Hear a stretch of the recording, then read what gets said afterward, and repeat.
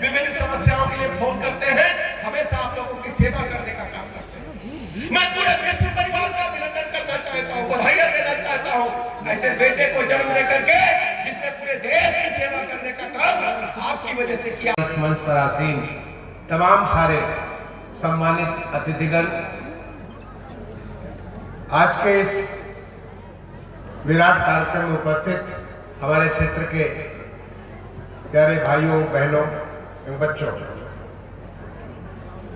ये हम सबका कितना बड़ा सौभाग्य है कि आज हमारे प्रदेश के यशस्वी प्रवीण सिंह जी का दिल से आभार प्रकट करता हूं कि आप इस क्षेत्र में इतना बड़ा काम कर रहे हैं। और मैं एक बार दोबारा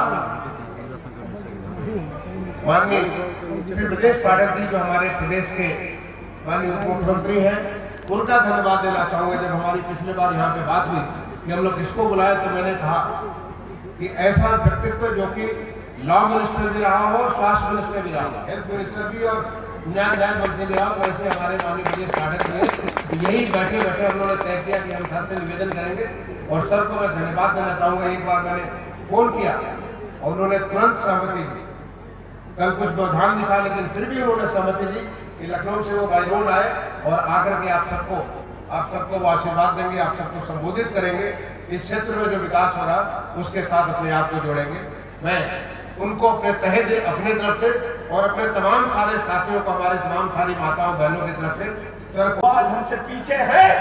मोदी जी ने पूरे देश में कायाकल्प ला करके दुनिया के पैमाने पर भारत को स्थापित करने का काम किया। आज चाहे मेडिकल साइंस हो, चाहे इंफ्रास्ट्रक्चर हो, चाहे अंतरिक्ष विज्ञान हो, हर क्षेत्र में भारत तेजी के साथ आगे बढ़ रहा है। दुनिया में भारत की चर्चा हो, ट्रंप से लेकर के जर्मनी के चांसलर से लेकर के दुनिया का कोई भी राष्ट्राध्यक्ष बगैर भारत के, बगैर मोदी जी के दुनिया की कूटनीति संभव नहीं रह गई। ये सब आपके वोट की ताकत ने करके दिखाया। इसलिए मेरे मित्रों, मैं आपसे निवेदन करने के लिए आया हूं कि आप के क्षेत्रों में हम क्वालिटी एजुकेशन ग्रहण करेंगे, अच्छा इलाज पाएंगे। मैं आपको बधाई देने के लिए आया हूं। राष्ट्रपति हमारे मित्र हैं, हमारे भाई हैं, वैसे भी आदरणीय दुर्गा शंकर मिश्र जी का एक गाँव है।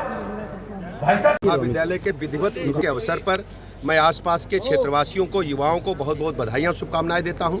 यहाँ बहुत ही अच्छी विधि की पढ़ाई हो सकेगी और व्यवस्थित इंतजाम किए गए हैं। हॉस्पिटल का उच्चीकरण भी किया गया है।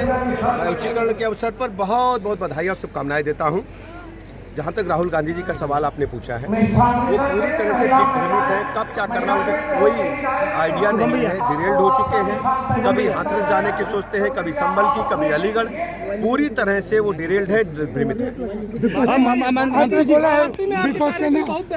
जो आप सस्पेंड किया है सीएम को, जो सस्पेंड किया उसका बहुत चर्चा है। मऊ में कई फर्जी अस्पताल है और स्वास्थ्य विभाग उस पर मौन है, क्या कुछ जैसे ही शिकायत मिलेगी हम कड़ी कार्रवाई। मऊ जनपद में जो आपने बलिया के सभी निवासियों को शुभकामनाएं देता हूं और उम्मीद करता हूं जो गंभीर रोग हैं, किडनी जैसे जो गंभीर रोग हैं, उसके इलाज के लिए अब बड़े शहरों में नहीं जाना पड़ेगा।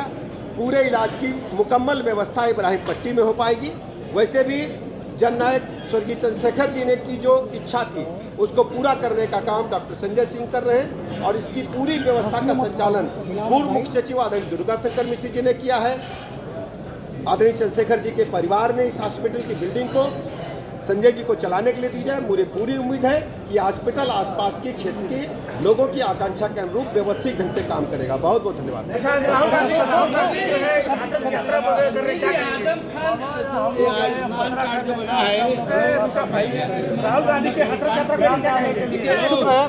राहुल गांधी जी को कुछ पता ही नहीं है। वो कभी संभल जाना चाहते हैं, कभी अलीगढ़ जाना चाहते हैं, कभी हाथरस जाना चाहते हैं। हाथरस की घटना की सीबीआई जांच होकर के माननीय न्यायालय में मामला विचाराधीन है। उनको विचार करना चाहिए, मनन करना चाहिए, सोचना चाहिए और विपासना में चले जाना चाहिए कि क्या करना क्या नहीं करना है। पूरी तरह से वो फ्रस्ट्रेशन का शिकार है, मनोविकार का शिकार है। उनको पता ही नहीं क्या करना है क्या नहीं करना है। पूरी तरह से मैं कहना चाहता हूं कि उनका जो गाड़ी डिरेल्ड हो चुका है, उत्तर प्रदेश को विकास के पथ पर हमारी सरकार ले जाने का काम कर रही है। वो उत्तर प्रदेश को अराजकता की आग में, दंगों की आग में लोगों को भड़काना चाहते हैं और उत्तर प्रदेश के लोग इसे कभी स्वीकार नहीं करेंगे। आज सुप्रीम कोर्ट में आज पहले की सुनवाई हो रही है, क्या कहेंगे? फैसला